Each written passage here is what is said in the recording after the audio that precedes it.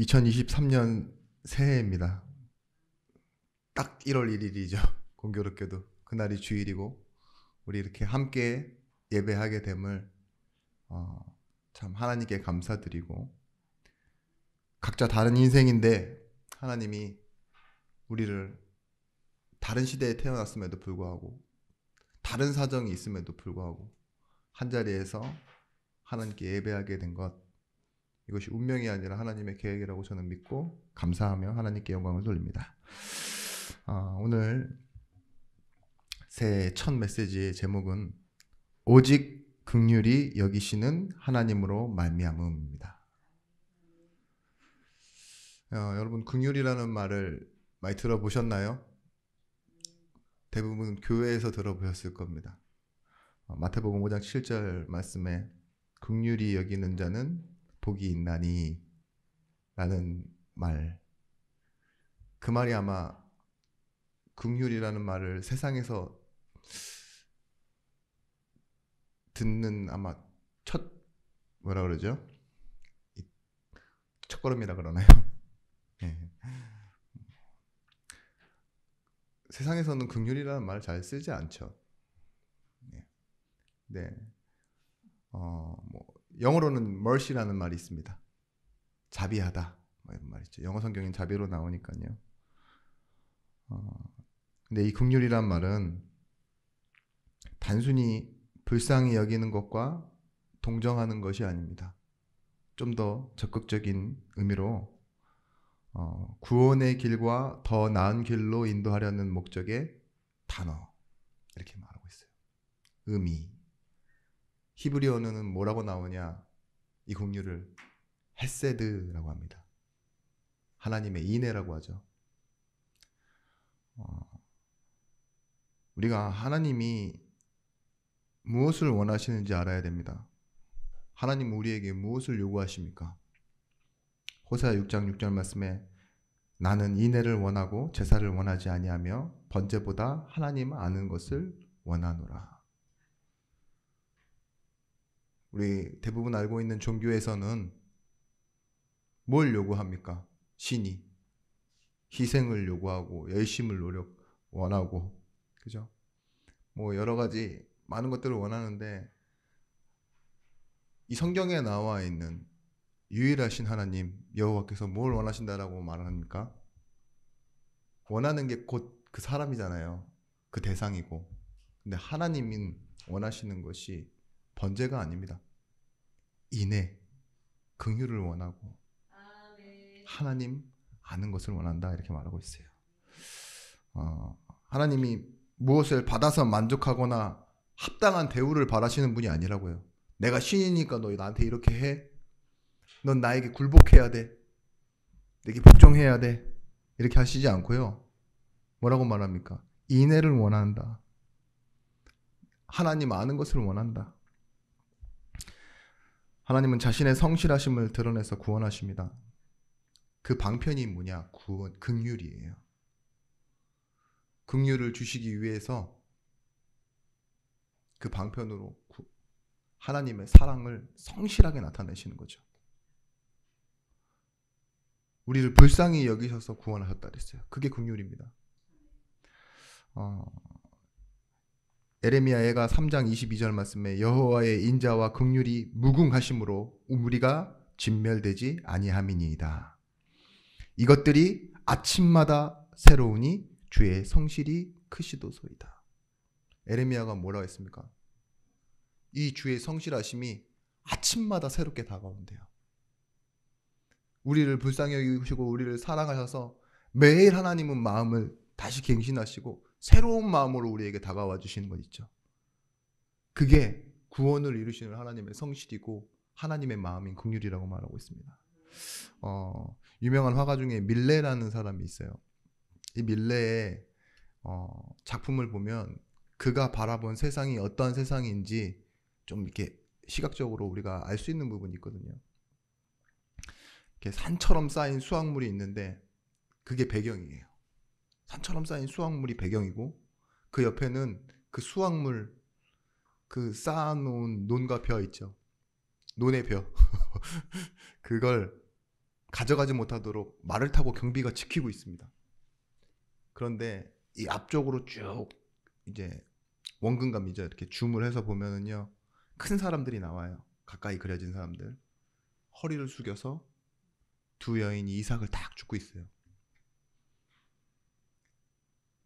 근데 한 나이든 여인은 허리가 아파서 그 이삭을 줍지 못하고 그냥 그저 땅만 쳐다보고 있는 거죠. 이게 밀레의 작품인 이삭줍기라는 작품입니다. 뭘 말하고자 했을까요? 그 당시의 사회 구조가요, 있는 사람들은 그렇게 많이 쌓아두고 그걸 지키고 살아가는데, 어떤 사람들은 가족에게 먹이기 위해서 이삭을 줍고, 그보다 나이 든 사람들은 허리가 아파서 고개도 숙이지 못하고 그것조차도 줍지 못하는 그 사람의 인생. 밀레의 인생이 가난하고 힘들고 빚진 자였대요. 빚독촉을 받고 친구에게 전화해서, 아니 친구에게 연락해서, 그때 전화가 없었겠죠. 이렇게 연락해서 자기 내일이면 죽을 것 같다라고 늘 입에 달고 다니는 사람이었는데, 그 사람 눈에 보이는 세상이 그랬다고요. 하나님이 우리에게 진정으로 원하시는 것이 뭐냐? 우리가 가진 것 가지고 베풀고 사람들을 이해하고 동정하는 것이 아니라요, 하나님의 마음을 가지고 그 하나님이 보시는 세상을 우리가 보기를 원하시는 거예요. 그걸 보고 긍휼이라고 하고 그걸 보고 인애라고 하는데, 우리가 이렇게 제가 정리해드리는 어떠한 단어적인 의미가 중요한 게 아니라 여러분들에게 실제 그게 있다면 어떻게 되겠습니까? 내 가족 뿐만 아니라 내 주변, 우리 교회, 더 넓게 나아가서는 세계를요, 어떠한 눈으로 보게 되느냐? 은혜, 그 다음에 전도. 내 이 일에 내가 부름받았구나, 소명의식. 내가 이것을 위해 살아가야겠구나, 사명의식. 그렇지, 내 인생은 하나님께 있구나. 그리고 이 일이 남에게 맡겨지는 것이 아니라 누군가가 해야 되는 게 아니라 내가 해야 되는구나, 주인의식. 이 세 가지가 합쳐지면 뭐가 나오느냐? 우리 인생에 역사의식이 나옵니다. 역사의식이 있는 사람은요, 빼앗기지 않아요. 다른 것에 영향을 받지 않습니다. 여러분, 우리의 역사의식의 시작이 무엇이 되어야 되느냐? 어떤 사람의, 훌륭한 사람의 말이나 아니면 내가 상처되어서 반대편으로 튀어져 있는 마음이 아니라 하나님이 주신 나를 부르심과 그 하나님의 부르신 이유인 긍휼에서부터 시작되어야 된다는 겁니다. 긍휼의 반대말이 무엇일까 한참 고민해 봤는데요, 긍휼의 반대말은 정죄입니다. 근데 우리의 인생에는 뭐가 많죠? 긍휼보다 제가 볼 땐 정죄가 많아요. 뭐 우리가 가진 걸 가지고 누군가를 돕는 것보다 우리가 먼저 우리 마음속에 있어야 되는 건 뭐냐? 그들의 마음을 이해할 수 있는 공감이고 그들의 아픔을 볼 수 있는 눈입니다. 근데 우리는 꼭 도우면서도 정죄를 해요. 먼저 정죄부터 하고 시작한다니까요. 그리고 도와요. 내가 나보다 가난한 사람을 도와야지, 이렇게 생각하잖아요. 그게 정죄예요. 하나님의 은혜가 아니었으면 내가 더 가난할 수 있어요. 그죠? 아이고, 저 못되고 저 미련하고, 못되고 미련하니까 인정받지 못해서 가난하고, 막 이런 식으로 우리는 다 정리가 되어 있다니까요, 우리 마음속에. 게으른 사람들, 막 이런 마음이 우리 안에 있는데 그걸 이겨내고 도우려고 하니 잘 도와집니까? 인생은 욜로 되는 거죠. 혼자 사는 인생. 근데 이 특징이 사회에 만연하다 보니 어떤 사람은, 도울 수 있는 사람은 한없이 돕는데 도움받는 사람은 마치 당연하다는 듯이 도움받는 사람도 있어요. 이 복지라는 시스템이 좋기도 하지만 뭐냐, 그 인권이라는 걸 가지고요, 나는 인간으로 태어났기에 자격 있다, 이렇게 생각하는 사람들도 있고요. 그죠? 제가 장애인 선교를 해봤지만 물론 그들에게 긍휼과 인애가 필요합니다만 그 주변을 지키는 가족들이 조금 제가 속상할 때가 있어요. 그게 뭐냐, 마땅한 대우를 받아야 되는데 왜 이렇게 무시하냐, 차별하냐라는 식으로 있잖아요. 장애인인 대상보다 가족들이 더 나와서 막 소리 지르고 그러는 거 있죠. 근데 장애인 선교라는 부분에서 제가 메시지를 듣다 보니 그런 부분들은 오히려 장애인을 더 장애인처럼 살게 만드는 거라고 그러더라고요. 삶에 있는 불편함이나 좀 어떻게 스스로 해결할 수 없는 게 장애잖아요. 근데 닉 부이치치 같은 사람은 손가락 하나 발가락 몇 개밖에 없는데도 막 수영도 하고 막 강의도 하고 바람도 피고 하는데 그죠? 그런 사람 있는데 전 수영도 못하고 뭐 그 사람보다 아는 것도 없고 하는데 그런 사람은 장애가 없는 거잖아요. 사실은 몸에 불편함은 있지만 그렇죠? 근데 우리 인생에 영적인 장애가 있습니다. 하나님 바라보지 못하는 영적인 장애가 있다고요. 그게 뭐냐? 우리가 먼저 가지고 있는 가치관, 정죄라는 거예요. 누군가를 탓합니다. 우리는 죽어가는 사람들은 다 불쌍하죠. 그런데 에이즈로 죽어가고 있다. 이러면 아유 더러운 짓 하다가 이렇게 우리가 정죄하고, 동성애를 제가 하다가 이렇게 늙어버린 할아버지, 할머니 이렇게 외모는 할머니예요. 근데 이제 성별이 이제 할아버지죠.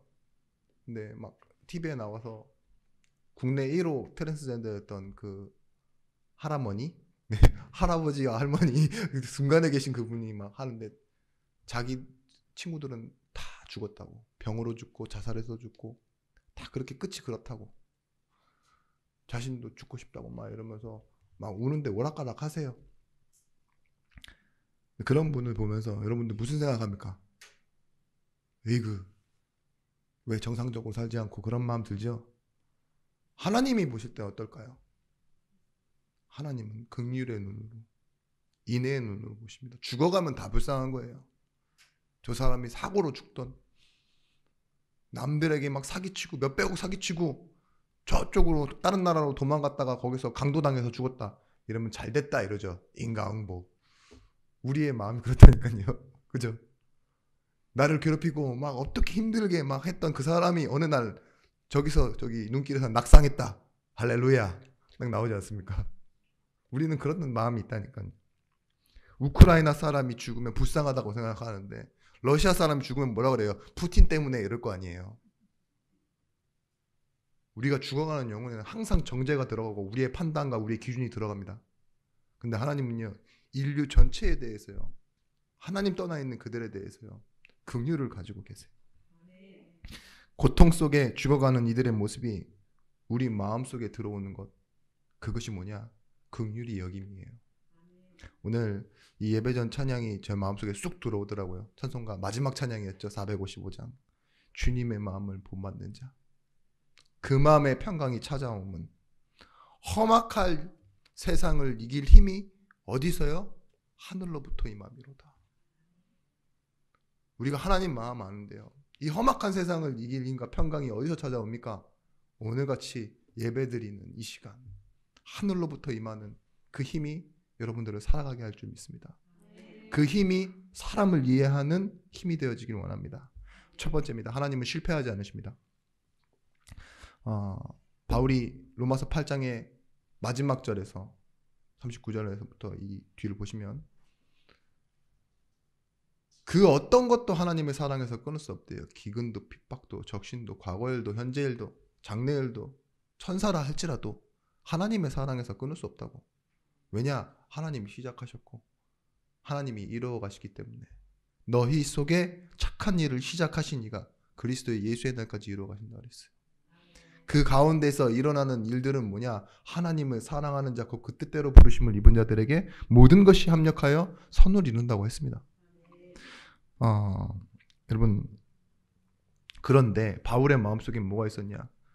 그 시작되어지고 선택받은 이스라엘 백성들이 하나님을 핍박하고 예수 그리스도를 부정하고 예수 믿는 사람들을 찾아다니며 악한 짓을 하고 있으니까 바울의 마음은 어땠겠어요? 자신도 그러했고 그들에 대한 긍휼이 있는 거예요. 자신도 핍박자였으니까. 그 어떤 인터뷰하는 유대인에 대해서 나왔는데 그 유대인이 나와서 얘기를 하는 거예요. 자기네 민족이 예수를 믿지 못하는 이유가 있다. 자기는 이제 예수를 믿지만 그 이유 중에 하나가 뭐냐? 유대인은 어렸을 때부터 태어나면서부터 이 교육을 받는데 그 교육 중에 하나 가장 중요한 거 여호와는 유일신이시다라는 사상 때문에 그렇대요. 그러니까 예수 그리스도가 하나님이 될 수 없는 거예요. 유일신 사상 여호와 홀로 계신 하나님이라는 뜻이잖아요. 나는 나다 하는. 위에 3층도 궁율로 보이더라고요. 오늘 주차 때문에 싸우고 올라오긴 했지만 왜 그럽니까? 그렇게 배웠고 그렇게 알고 있기 때문에 그렇게 살 수밖에 없는 거예요. 그게 믿음이니까. 근데 우리는 잘 이해하지도 못하면서 삼위일체 세계가 하나다라는 말을 여러분들은 그냥 멍청하게 믿고 아멘 이러고 믿잖아요. 그쵸? 교회 오니까 그렇다대 이러면서 왜 그럴까요? 예. 그 시작점은 달라서 그렇겠죠. 여러분 하나님의 약속을 받은 사람이 하나님의 자녀다라고 말하고 있어요. 오늘 본문에서. 여기서 들은 사례가 뭐냐? 이삭도 아브라함의 자녀고 이스마엘도 아브라함의 자녀이지만 하갈을 통해서 낳은 이스마엘 그 자녀가 네 자녀가 아니라 사라를 통해 낳은 이삭이 진짜 약속의 자녀다라고 말하고 있어요. 육신으로 낳은 자녀가 아니라 약속으로 낳은 자녀. 또한 또 비교를 합니다. 꼭 자녀들을 놓고 두고 비교했는데요. 에서와 야곱 같은 배에서 나온 자녀잖아요. 근데 이 큰형 쌍둥이지만 형이었던 에서가 아닌 발목 잡고 나온 야곱, 이 야곱이 약속을 받은 사람이다라고 얘기해요. 여러분 에서는요 아버지가 보기에도 인정할 만한 사람이었어요. 성경에도 잘생기고 남자답고 일도 잘하는 사람이었다니까요. 그렇게 가지고 있는 외모와 재능과 기술과 능력이 하나님께 쓰임받는 것이 아니라 뭐가 있다고요? 하나님이 선택한 사람, 약속. 그 약속대로 되어진다는 겁니다. 그래서요 언약의 성취는요 어떤 사람을 통해서 이루어지냐? 약속 받은 사람을 통해서 이루어집니다. 세상에 많은 성공자들 그리고 우리가 진짜 인정할 만한 성품 좋은 사람들 착한 사람들 많죠. 근데 못나고 거기다가 못됐고 상처 가득한 나를 사용하신다는 근거가 어디 있냐? 내가 약속받은 사람이면 돼요. 하나님의 선택은요 성경에도 나와 있습니다. 작은 자였고 반대된 자였고 실패된 자였습니다. 신명기 7장 7절 말씀에 이스라엘 백성들을 택하신 하나님의 말씀이 이러하죠. 여호와께서 너희를 기뻐하시고 너희를 택하심은 너희가 다른 민족보다 수요가 많기 때문이 아니라 너희는 오히려 모든 민족 중에 가장 적으니라. 하나님이 가장 작은 자를 택하셨어요. 창세기 5장 그 셈의 족보의 뿌리에서 나오는 그 아브라함 있죠. 우상을 만들던 가문에 이름 없는 사람. 그리고 갈대아 우르에서 살던 사람 있죠. 우상 도시에서. 그 이름도 없던 사람을 강 이편에서 저편으로 끌고 나오시면서요. 다시 돌아가지 말라 그래요. 그리고 너는 헤브루 하라. 그것이 뭐냐? 돌아가지 할 수 없는 강을 건넌 사람. 히브리 민족, 유대인이다 이렇게 말하세요. 하나님이 택한 민족. 그걸 보고 뭐냐? 한번 구원 받았으면 다시 돌아갈 수 없다. 그게 하나님의 약속이었어요. 성경에 보시면 가늠한 여인, 뭐 다른 사람은 찾아주지도 않는 그 남편이 여럿 있었던 사마리아 여인, 그 당시 민족의 배신자였던 세리 마태, 그리고 핍박자였던 바울, 이런 사람들의 특징이 뭡니까? 사람들 보기에는요 인정할 수 없는 사람들이잖아요. 자격이 없는 사람들. 그 자격이 없는 사람들 중엔 예수님 오른편에 강도 같은 사람 있죠. 예수 믿은 사람이 가장 짧아. 그리고 천국으로 간 사람. 나를 기억해 주셔서 그래 오늘 네가 나고 내일을 이라. 그죠? 그렇게 받은 구원은 가치가 없습니까? 똑같아요. 그게 하나님의 은혜고 그게 불쌍히 여길 자를 불쌍히 여기시는 하나님의 긍휼입니다. 로마서 2장 4절 말씀에 혹 내가 하나님의 인자하심이 너를 인도하여 회개하게 하심을 알지 못하여 그의 인자하심과 용납하심과 길이 참으심이 풍성함을 멸시하느냐. 뭐라고 하십니까? 인자하심과 용납하심과 길이 참으심, 이 세 가지가 죄인된 우리에게 하나님 항상 있었다고요. 그게 긍휼입니다. 여러분, 혹시 우리가 어떠한 나라가 실수하고 좀 비난받아 마땅할지라도요, 뭐 하신다고요? 하나님은요, 용납하시고 길이 참으신대요. 그의 인자하심이 기다리신대요. 그러면 여러분들 뉴스 보면서 러시아 욕해야 돼요? 안 해야 돼요? 네. 그렇죠. 푸틴까지는 제가 어떻게 할 수 없겠지만 여러분들 상처 쓰기 워낙 깊게 가긴 돼 있어서 김정은 씨, 뭐 일씨 이런 사람들 할 수 있죠. 근데 여러분 정치적인 색깔에서 너무 나를 드러낼 필요는 없어요. 그죠? 하나님은 그 북한이라는 나라 빼놓고 생각하는 하나님이 아니십니다. 영혼이라면. 그죠? 어떤 TV에서 막 놀라운 일이라고 하면서 말했는데요, 탈북해서 온 이 한 사람이요, 복음을 우리나라에서 받고요 다시 들어갔어요. 그 사람을 간첩이라고 합니까? 복음 받고 복음 전하러 들어갔대요. 그게 얼마 전 TV에서 나오더라고요. 그게 선교잖아요. 그게 전도잖아요. 내가 여기 있으면 편하게 살 수 있는데 우리나라에 복음이 필요하다, 내 아는 사람들에게 복음을 전해야 된다 그러면 다시 돌아가는 거 있죠. 그런 마음이 여러분에게 있기를 축원하고 강권하는데 굉장히 부담스러워 하시는 표정 괜찮습니다. 아멘 하시고 돌아가셔서 또 불신앙하시겠죠. 근데 그랬다 할지언정 약속이 있으면 됩니다. 두 번째입니다. 그래서 우리에게 필요한 것이 뭐냐? 우리의 의지가 아니에요. 내가 할 수 있을까 없을까 하는 그런 내 인생의 청사진이 아니라니까요. 하나님의 주권과 은혜의 승리입니다. 하나님의 주권이 있으면 되고 하나님의 은혜가 있으면 된다라는 이것이 여러분에게 소망이면 됩니다.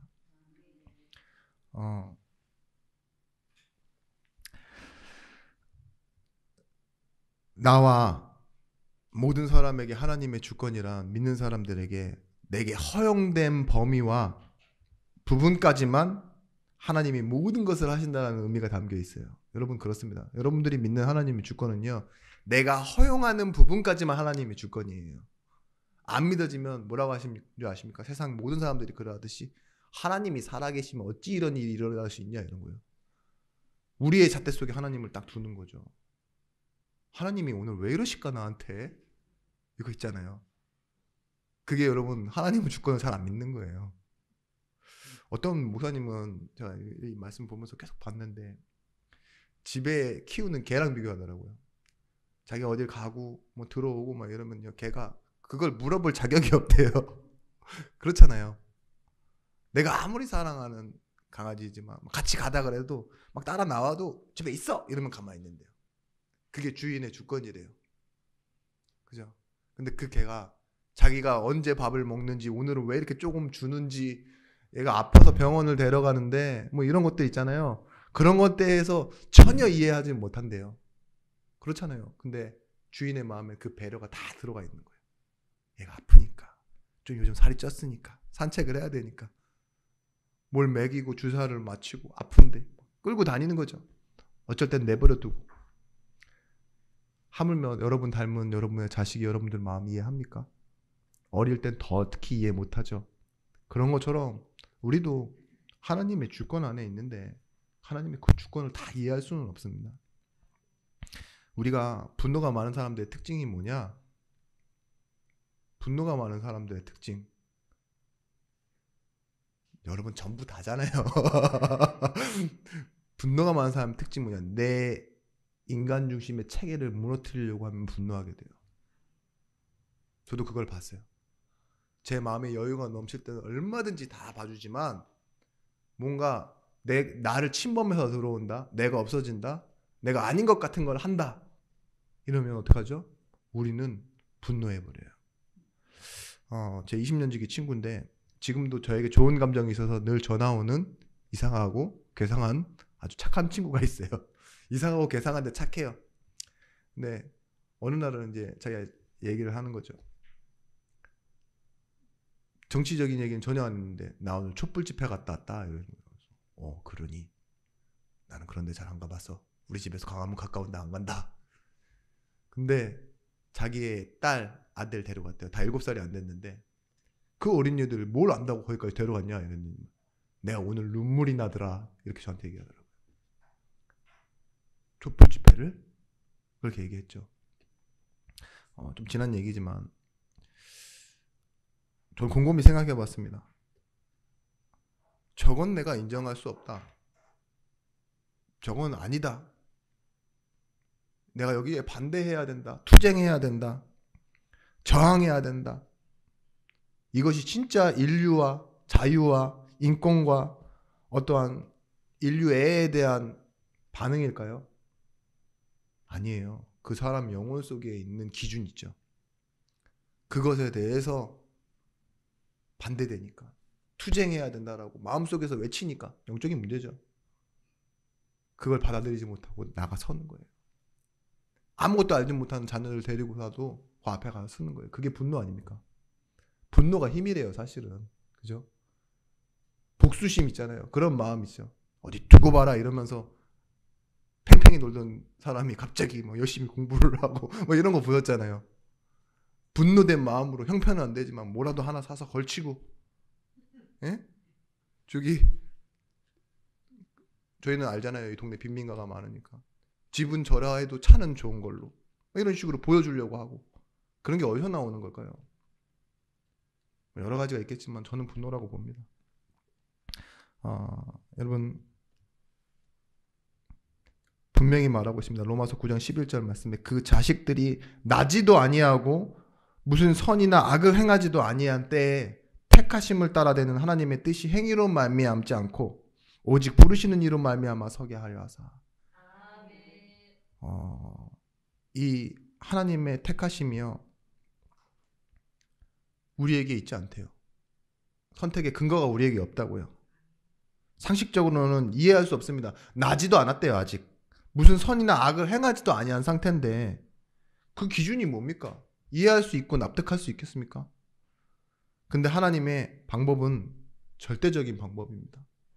왜냐? 하나님은 절대자이시기 때문에 그래요. 불공평합니다. 우리 기준에서는 그렇게 얘기할 수 있죠. 왜? 나지도 아니하고 무슨 선한 일과 악한 일을 행하지도 아니했는데 누구 마음대로. 이게 우리의 생각이에요. 우리의 범위라니까요. 이걸 가지고 신학적으로 굉장히 어려워하는 목사님들이 많아서 로마서를 나가다가도 9장이랑 10장은 띄워놓고 나간다고 하시더라고요. 별로 중요하지 않으니까 나중에 다시 할게요 이러면서 은퇴해버리신다고 하더라고요. 근데 저한테는 쉬웠어요. 제가 똑똑해서가 아니라 제가 그만큼 모자라기 때문이겠죠. 그냥 믿으면 되니까. 그래서 오늘 말씀 수준이 좀 떨어질 수 있겠지만 제가 모자라기에 9장 14절 15절 말씀 그런즉 우리가 무슨 말을 하리요 하나님께 불의가 있느냐 그럴 수 없느니라. 모세에게 이르시되 내가 긍휼히 여길 자를 긍휼히 여기고 불쌍히 여길 자를 불쌍히 여기니라 하셨으니 사람에게 있는 어떠한 조건을 전혀 고려하지 않은 거예요. 하나님 마음이다 이거예요. 불쌍히 여길 자를 불쌍히 여기고 예? 뭐예요? 긍휼히 여길 자를 긍휼히 여긴다 이렇게 말씀하신 거죠. 전 이 말씀 보면서요 하나님이 절대자이시고 절대자의 방법을 사용하신다고 저는 보았어요. 어떤 부분이냐, 어떤 조건에 부합해야지만 그렇게 할 수 있는 분이 아니시라는 거예요. 나는 내 맘대로 하겠다 이거예요. 여러분 제가 얼마 전에 예배 때도 말씀드렸었는데 제가 백화점에서는 굉장히 연약한데 인왕시장에 가면 굉장히 왕처럼 걸어다닌다고 했잖아요. 그게 뭐냐? 조건이에요. 저는 백화점에서 누가 말 거는 것도 싫어요. 부담스럽고. 왜냐? 내가 가지고 있는 것 때문에. 가진 게 힘이라면 그죠?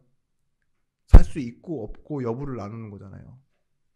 근데 하나님은 뭔가 조금 받아야지 줄 수 있는, 그래서 조금이라도 돌려내거나 뱉어내는 그런 하나님이 아니에요. 너 10분의 1이라도 줘. 그럼 내가 9 줄게.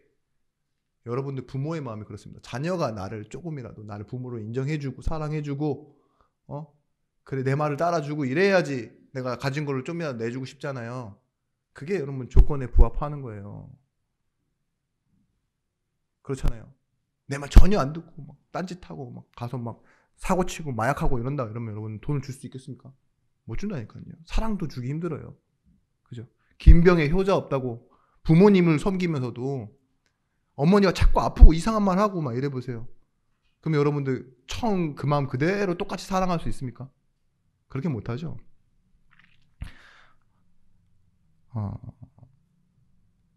저는 가난은 상대적 가난과 절대적 가난이 있다고 생각하는데, 상대적 가난은 누구보다 없는 걸 보고 상대적 가난이라 합니다. 하나님은요, 그 누구보다도 비교할 수 없을 만큼 가지고 계신 분이에요. 창조주이시기 때문에. 나는 전능자다 이렇게 얘기하시잖아요.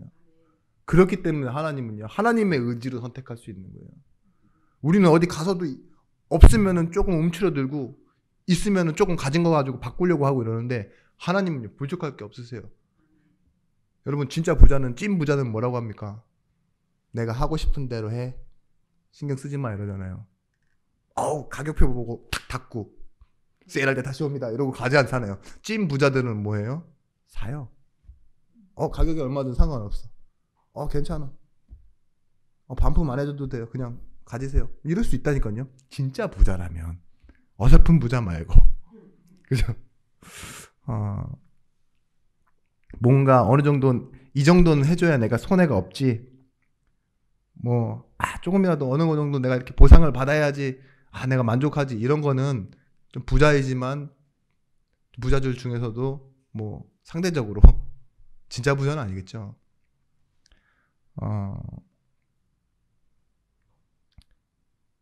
애들처럼 막 내가 좋아하는 것 할 거야 이런 의미가 아닙니다. 긍휼히 여길 자를 긍휼히 여기고 불쌍히 여길 자를 불쌍히 여긴다는 말은 그런 말이 아니라, 하나님의 굳은 의지로 내가 하고 싶은 건 내가 해도 돼, 이런 말이에요. 스티븐 잡스 같은 사람이나 주크버거 같은 사람 있죠. 세계를 움직이는 사람들은요, 똑같은 티만 맨날 입고 다녀요. 근데 왜 그런지 아세요? 남 신경 안 써요. 내가 하고 싶은 대로 할 거야. 그 자라 회장, 세계에서 가장 영향력 있는 인물 1위에요. 계속 오랫동안 올라 있었던 그 자라 회장 오르테가도, 아만시오 오르테가, 그 사람도 뭐예요? 중고차 타고 다니고 지하철 타고 다니고 이랬어요. 근데 왜 그래요? 자기가 하고 싶은 대로 하는 거예요. 내가 그걸 다른 거는 막 특별한 혜택을 받아야지만 부자가 아니고, 하는 대로 할 수 있으니까. 이건희 회장 같은 경우에는 막 올드카 타고 다녔잖아요. 올드카 모으고. 근데 우리는 뭐예요? 그래도 구형보다는 신형이 좋고 보증기간 남아있는 거 이런 거 사려고 하는데, 진짜 부자는요, 남들은 신경도 안 쓰는 거 있죠. 그런 거를 한 대도 아니고 여러 대 모았는데 그게 내 맘이래요. 청와대에서 칼국수를 국무회의 때 먹은 적 있죠. 김영삼 대통령 때. 칼국수 먹겠습니다. 이게 누구 맘이에요? 누구 의지예요? 누구 주권입니까? 대통령의 의지고 대통령의 주권이에요. 그러니까 그 안에서 뭐예요? 국무회의 때도 칼국수 먹는다니까요. 한때 유명했잖아요. 청와대 칼국수. 오늘 말도 그거예요. 내가 누구를 택하건, 그죠? 그건 내 선택이다. 아직 나지 아니하고 선을 행하지 아니하고 악을 행하지 않았는데 누굴 택하던 그건 내가 좋아서, 불쌍히 여길 자를 불쌍히 여기고 긍휼히 여길 자 긍휼히 여긴다. 하나님의 사랑은요, 다른 게 아니에요. 붙잡으시는 겁니다. 근데 하나님의 진노는 뭐라고요? 내려놓고 버려두시는 걸 보고 하나님의 진노라 그래요. 여기서 하나님이 에서는 미워했다, 이 영어 표현으로 hate라고 나와 있는데 그게 아니에요. 말라기에 나오는 의미입니다. 사내라는 표현에. 그게 뭐냐? 우선순위에 대한 개념이에요. 하나님이 먼저 야곱을 사랑하셨고 에서는 내버려 두셨다, 이 소리예요. 바로왕을 미워하셨다가 아니에요. 애굽에 있던 그 바로왕을 완악하게 하셨다 이랬는데, 그건 하나님이 미워해서 그렇게 완악하게 갑자기 만들어냈다 이 소리가 아니라요. 바로가 원래 그런 사람인데 내버려 두셨다 그리고 은혜를 주시지 않고 그런 의미입니다. 세상에 악인들은 어떤 사람들이 악인이냐? 하나님이 은혜를 주시지 않은 사람들이 악인이에요. 우리가 은혜를 입었어요. 그러니까 우리 은혜를 입었습니다라고 말할 수 있지만요. 은혜 없는 사람이요. 나에게는 은혜를 왜 안 주십니까? 라고 말은 못해요. 왜냐? 그건 하나님 마음이니까. 여러분 우리는 어디서 살아가느냐? 세 번째입니다. 하나님의 주권 앞에서 살아갑니다. 나는 누구인가? 여기서 찾아내셔야 돼요. 하나님의 주권 앞에서. 그게 내 주제예요. 9장 14절 말씀에 그런즉 우리가 무슨 말을 하리요? 하나님께 불의가 있느냐? 그럴 수 없느니라. 하나님이 선택했고 안 했다 그래서 불의하냐? 그렇지 않다라는 거예요. 9장 19절 말씀에는 혹 내가 말하기를 그러면 하나님이 어찌하여 허물하시느냐? 누가 그 뜻을 대적하느냐 하리니. 바울은 믿음이 있었어요. 그것이 뭐냐? 말씀에 대한 확신과 하나님의 주권에 대한 확신입니다. 은혜로 부르심을 받은 우리입니다. 기록된 바 내가 야곱은 사랑하고 에서는 미워하였다 하신가 같으니라. 이 말이 뭐냐? 하나님이요. 야곱을 사랑하셔서 야곱을 부르셨다라는 말이에요. 사랑은 나에게 속한 영역이라서 우리는 잘 받아들입니다. 근데 미워했다? 이 말 앞전에 말씀드렸죠. 그 말은 내버려 두셨다 이거예요. 여러분 다큐멘터리 그 인력시정에 대한 그런 소개를 하면서 나오는 장면들을 많이 보셨죠? 새벽에 막 이렇게 난로 앞에 앉아서 기다립니다. 막 기다리는데 그 일용직 하는 사람들이 남대문에서 뭐 왔다 갔다 하잖아요. 그리고 막 나는 오늘 이제 일당을 벌어야 되니까 이제 각 그 일터에서 나오는 소장들을 막 기다려요.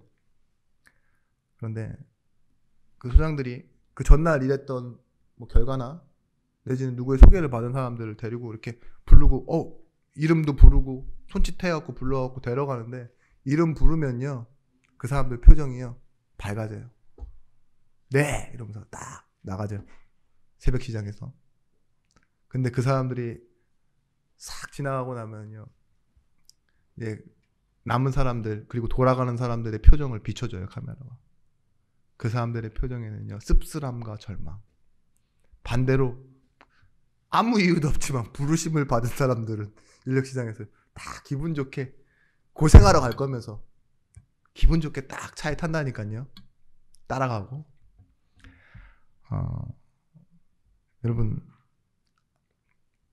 하나님이 나를 구원하시기 위해 예수 그리스도를 보내셨습니다. 아멘. 그 예수 그리스도를 보내셔서 하신 게 뭐냐? 우리의 이름을 부르셨어요. 아멘. 너 내게로 와라.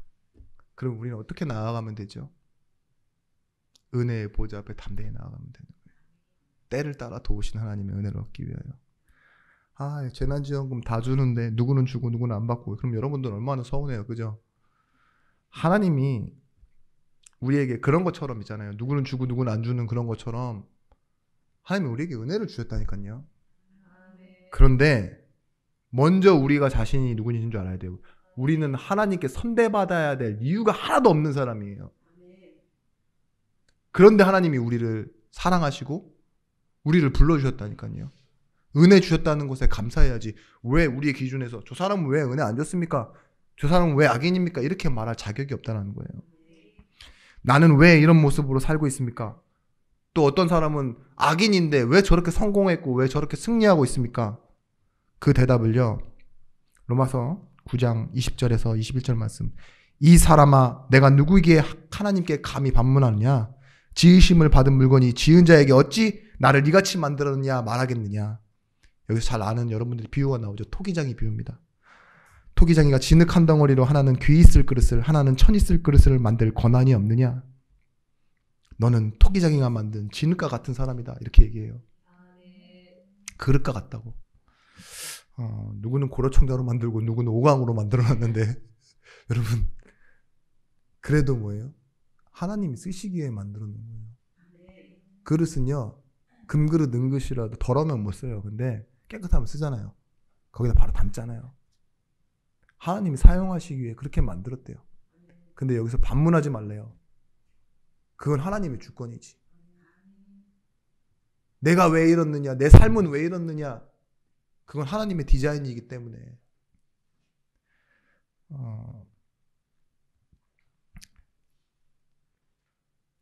우리가 여기서 알아야 될 게, 우리 기준에서는 왜 하나님이 그렇게 불공평하지 않으시지라는 질문을 계속 여러분들 마음속에 담고 있는 것 같아요.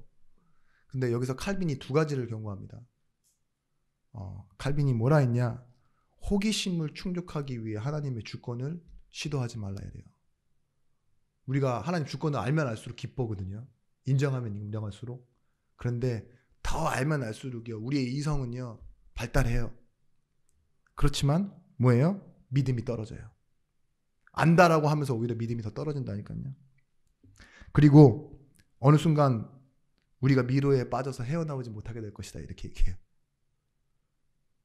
안다라는 착각에 빠져서 미로 속에서 나오지 못하는 우리의 모습을 보게 될 거니까, 하나님이 말씀하시지 않은 부분에 대해서는 억지로 담을 넘지 마라. 그걸 하나님께 주권을 인정하는 거라고 했어요. 하나님의 침묵에 대해서 우리가 예측하고 억측할 필요 없다, 이렇게 얘기했습니다. 그리고 잘 모르는 것에 대해서 부끄러워하지 마라. 이런 걸 보고 유식한 무식이라고 한대요. 제가 이 부분을 두고 한번 생각해 봤어요. 유식한 무식이란 말이 도대체 뭘까? 유식한데 무식하다? 맞는 것인지 모르겠지만, 가진 것이 많은 사람은요, 그거에 대해서 깊이 알 필요 없는 것들이 있어요. 그죠? 맡기면 되니까. 차를 고장났다 이러면은 센터에서 맡겨서 갖고 가라 그러면 돼요. 그죠? 그런데 카센터를 하는 사람의 입장에서는 좀 달라요. 차가 인생이고 고객이고 돈이기 때문에 차를 깊게 알아야 돼요. 근데 놓고 보면은요, 때로는 고객이 더 아는 게 많아요. 세상과 거기에 신경 쓸 것이 없죠. 차 막 여러 가지 엔진 미션 다 알 필요는 없잖아요. 타고 다니는 건데, 수단인데. 근데 이게 인생인 사람과 다르죠. 이걸 보고 유식한 무식이라고 합니다. 많이 알지만 이것에 대해서 모르는 거. 복음이 그런 거예요. 우리가 복음에 대해서 알기 때문에 세상에 대해서는 좀 모를 수 있어요. 몰라도 돼요. 왜냐하면 하나님께 맡겨놨기 때문에. 너희 염려를 하나님께 다 주께 맡겨라 했잖아요. 그래서 우리가 염려할 게 별로 없어요. 생각을 많이 할 게. 이걸 보고 유식한 무식이라고 합니다. 끊임없이 질문하고 머리만 발달시키면 어쨌든 지성은 발달합니다. 그런데 우리가 침묵하면 성숙을 가져다 줍니다. 그리고 영성을 가져다 주는 거예요. 그래서 그리스도인이 뭐예요? 때로는 말하지 않고 기도하기 시작하는 거예요. 너는 그리스도 안에 있는, 예수 안에 있는 은혜 가운데서 강하라. 여러분, 아브라함이요, 약속을 받고 10년이 지나도 아무 사인이 없어요. 분명히 하나님 나에게 자식 주신다고 했는데 점점 아내가 늙어 경수가 끊어져 생산한 능력도 없어요. 그래서 아브라함과 이 사라가 이제 베개 머리 송사를 이룹니다. 내가 자식을 못 낳으니까 당신도 힘들고 당신 몸종 하가를 통해서 아들 하나 낳읍시다. 그게 누구죠? 이스마엘이에요. 근데 그 사건 이후로 하나님이요, 딱 관계를 단절하세요. 13년 동안 무응답하세요. 그러다가 어느 날 갑자기 아브라함을 찾아오셔서 한 첫 마디가 뭐냐? 나는 전능한 하나님이라. 얼마나 하나님이 화가 났다가 다시 돌아오셨는지 그런 느낌이 있어요. 근데 하나님 주권이니까 제가 거기까지 억측하진 않겠습니다. 근데 나는 전능한 하나님이라 오시면서요, 사라를 통해서 아들을 낳을 거래요. 그랬더니만 뭐였죠? 그 두 사람이 크 하고 비웃었어요. 그러니까 이름은 이삭이라 할지라. 기쁨이래요. 하나님이 우리의 불신앙을 뚫고 오셔서 뭘 주신다고 했냐? 기쁨을 주신다 했습니다. 그러면서 하나님이 한 가지 명령과 한 가지 약속을 하세요. 명령은 무엇이냐? 너와 내 집에 거하는 객이라 할지라도 할례를 받아라. 이 말은 뭐예요? 할례는 컷하고 죽었다 이 말이에요. 그리고 내 아이에게 생명이 있을 것이다. 이게 약속이었어요. 그런데 이스마엘이 아브라함의 자녀가 아닌 건 아니지 않잖아요. 분명히 육신의 혈통의 자녀는 맞아요. 그런데 할례 후에 태어나는 자녀 이삭을 약속의 자녀라고 해요. 몸의 상태가 죽은 상태에서 태어났다니까요. 사라도 안 되고 이삭도 안 된대요. 아니 아브라함도 안 된대요. 끊어졌다고요. 할례 완전히 끊어졌다고. 자기 실력과 힘으로 생산한 아들 이스마엘, 지금의 뭡니까? 종교생활이에요. 우리 힘과 노력으로 이뤄낼 수 있는 종교생활로 우리가 살아가는 것이 아니라 그게 약속이 아니다. 뭐예요? 다 죽은 것 같아 보이는데도 하나님의 약속이 있으면 뭐예요? 그 약속의 자녀로 인해서 하나님은요 언약을 이어가신다 이 소리예요. 십자가가 무엇입니까? 성경적 신학적으로는요 할례 사건이라고 그래요. 예수가 죽었어요. 끊어졌다고요. 근데 그것으로 인해서 누가 살아요? 약속으로 우리가 사는 거예요. 결론입니다. 우리는 영혼을 보고 현장으로 가야 됩니다. 보십시오. 살아가다 보면 영혼이 보이는 게 아니라 영혼이 기준돼서 현장으로 가셔야 돼요. 2023년 새해에는요 진짜 여러분들의 눈에 영혼이 기준되어졌으면 좋겠어요. 긍휼히 여길 자를 긍휼히 여기는 하나님의 마음이 여러분들에게 있어 사람이 얼마나 가치 있는지, 영혼이 얼마나 중요한지 거기에 대한 눈을 뜨는 교회와 성도가 되었으면 좋겠습니다. 왜 그래야 되느냐? 하나님은 항상 오르신 하나님이기 때문에 그래요. 참되신 하나님, 항상 오르신 하나님. 그래서 우리의 기준, 주권을 모르는 우리의 기준으로 봤을 때는요, 교회가 이런 상황을 겪는데 전도가 되겠습니까? 내가 이런 모자람을 갖고 있는데 그 사람이 나를 보고 하나님 믿겠습니까?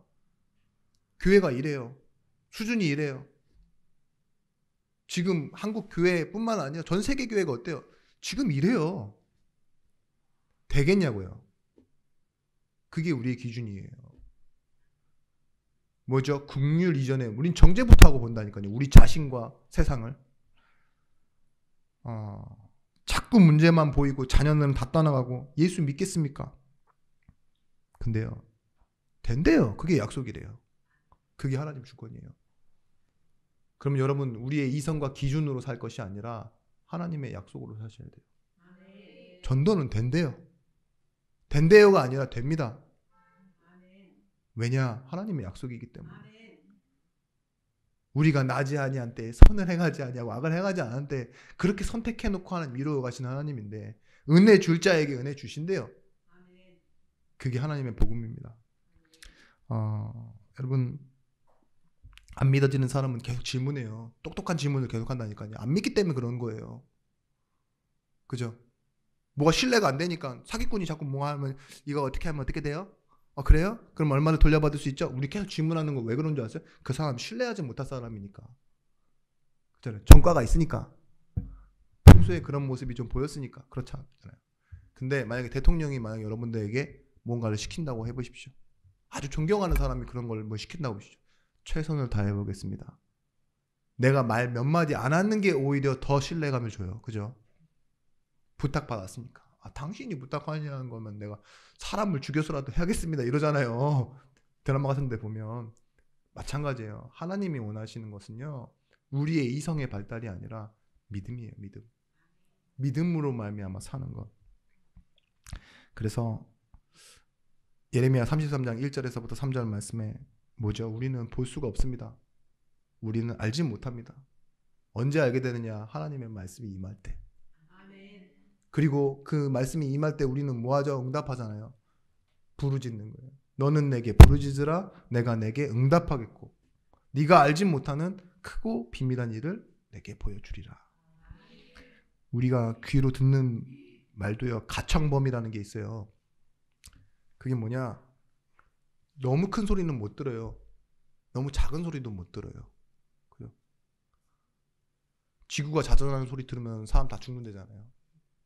소리가 있대요. 근데 그 데시벨의 영역은 하나님 막아놓으신 거예요. 그렇죠? 너무 적은 소리는 못 들어요. 왜냐하면 우리가 한계를 갖고 있기 때문에. 우리 가시거리라고 있죠. 너무 멀리 있는 건 안 보여요. 그렇다고 해서 너무 가까이 있는 것 안 보이고 너무 큰 것도 눈앞에 와 있으니까 안 보이지만 너무 작은 거는 현미경으로 봐도 안 보인다니까요. 하나님은 다 원리를 갖고 만들어 놓으셨는데 있다고 볼 수 있는 것도 아니에요. 여러분 태양 가갖고 눈 뜨고 한번 이렇게 한번 부릅뜨고 한 20초만 보십시오. 어떻게 되나. 있다고 다 볼 수 있는 것도 아니라니까요. 근데 하나님은 영적인 걸 어떻게 하시겠다 그랬냐? 네가 알지 못하는 크고 비밀한 일들을 내게 보이리라. 어떤 사람에게? 자신을 찾고 부르짖는 사람에게. 부르짖다라는 말이 뭐야? 찾다 그러잖아요. 하나님께 구하는 사람에게 주신다고 했어요. 여러분, 그래서요, 성령이 우리에게 임하시면요, 먼저 하나님과 소통하게 됩니다. 그쵸? 그리고 그 자리에 가만히 있음에도 불구하고요, 뭐가 보이냐? 하나님의 마음으로 영혼을 볼 수 있게 돼요. 내가 멀리 돌아다니지 않는데요, 전 세계가 내 마음에 품어질 수 있어요. 그게 세계복음화입니다. 전 세계에 앞으로 역사 속에 있었던 그 선교사님들이 뭐가 먼저 있었어요? 하나님의 마음, 영혼을 보는 그 마음이 있기 때문에요, 현장으로 갈 수 있었어요. 뭘 보고 확인하고 꾸준히 연구하고 호텔 예약하고 간 게 아니라니까요. 누구와 함께 갔어요? 하나님과 함께. 우리가 사는 세계는 그런 세계입니다. 눈으로 볼 수 없는 세계이기도 하지만요, 다른 사람은 알지 못하는 세계, 하나님이 함께 하심으로 이루어지는 세계입니다. 마지막 결론입니다. 결론의 결론. 사도행전 27장 20절 말씀에 현장에서 빛을 가진 자, 말씀을 가진 자가 되어야 돼요. 빛을 가졌다는 말은 말씀을 가졌다는 말입니다. 그러므로 여러분이여 안심하라. 나는 내게 그대로 되리라고 하나님을 믿느라. 뭐예요? 하나님이 말씀하신 그대로 내게 되리라고 나는 하나님을 믿는데요. 상황과 현실과 어떤 사람을 믿는 게 아니라요, 내게 말씀하신 하나님을 믿는데요. 지금 백부장, 선주, 선장, 자유의 몸을 입고 살아가는 사람들도 현실과 상황 앞에서 흔들리고 절망하는데, 어떤 사람이, 실제 팩트예요, 어떤 사람이 그 사람들 전부를 살게 했습니까? 바울이에요. 바울의 말 때문이 아니라 바울에게 하나님께서 약속을 주셨잖아요. 여러분, 이걸 보면서 여러분 뭘 알 수 있느냐? 교회의 비극은요, 어떤 게 비극이냐? 예수 믿음으로 희망 가진 자가 없는 게 교회의 비극이에요. 바울과 같은 사람 한 사람만 있으면요, 그 옆에 있는 사람 다 살아요. 선주, 선장, 백부장, 그뿐만 아니라 모든 것을 다 집어던진 여행객들, 비닉스에 가서 여행하려고 하고 좋은 것들을 즐기려고 했던 그 사람들이 다 뭐예요? 인생을 목적지를 향해 가고 있는데, 그 사람들이 사는 방법은 뭐였냐? 그 배의 행운은 뭐였냐? 바울이 있었다는 거예요. 은혜 없는 사람들도 그 배에 있었다면 같이 사는 거예요. 그게 방중은 언약 아닙니까? 여러분, 그래서요, 여러분들이 교회로 서실 때 내가 빛이고 내가 말씀 가진 자라는 것 알고 현장에 가시면 돼요. 세상의 말 중에 이런 말 있잖아요. 속담인가요? 까마귀 노는 곳에 백로야 가지 마라. 안 가실 겁니까? 가셔야 돼요. 내가 백로라면 까마귀들 사이에 더 가셔야 돼요. 까마귀 살리러. 근데 우리도 알고 보면 사실 은혜 받은 까마귀일 뿐입니다. 가셔야 됩니다. 내가 바울과 같이 그 현장에 있으면요, 무너지는, 부서지는 배 안에 있어도요, 뭐예요? 내가 비치기에 살 수밖에 없어요. 하나님은요, 허물이 없으시다. 하나님이 불이 아니야? 이 질문이 어떤 말이냐? 어둠이 왜 있는 것이냐? 빛이 없기 때문에 어둠이 있는 거예요. 하나님은 어둠을 만들었다고 하지 않으셨어요. 여러분, 왜 분노와 왜 그 저주의 거세들이 있느냐? 화가 있고, 그곳에 하나님의 사랑이 없기 때문에 그래요. 야곱은 사랑했고 에서는 미워했다, 이 말이 어떤 말이냐? 하나님이 야곱만 사랑하셨다는 거예요. 그 말은 에서를 진짜 미워한 게 아니라 사랑을 주시지 않고 내버려 두니까 뭐가 돼요? 그렇게 변할 수밖에 없다는 거예요. 마찬가지입니다. 오늘 우리는 어떤 사람이냐? 하나님의 은혜 입은 자예요. 우리가 있으면요, 우리의 눈으로, 하나님의 주권으로, 우리의 긍휼로 인해서요, 누구든지 주 예수 이름을 부르는 자는 구원을 얻으리라. 네가 믿을 때요, 너와 내 가족이 구원을 받는다 했죠. 이 언약을 붙잡고 여러분, 하나님께 은혜 주시기를 구하면서, 우리는 선택을, 하나님 왜 이렇게 하시냐 말할 자격은 없지만 은혜 달라고 부탁할 수 있는 자격이 있어요. 왜냐? 하나님의 자녀이기 때문에. 이 힘을 가지고 여러분 살아가시길 바랍니다. 여러분, 2023년에는요.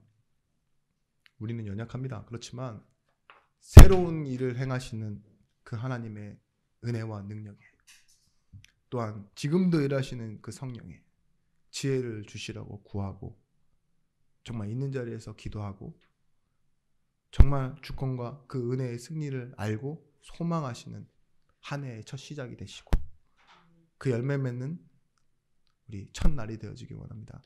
기도하겠습니다. 하나님 감사합니다.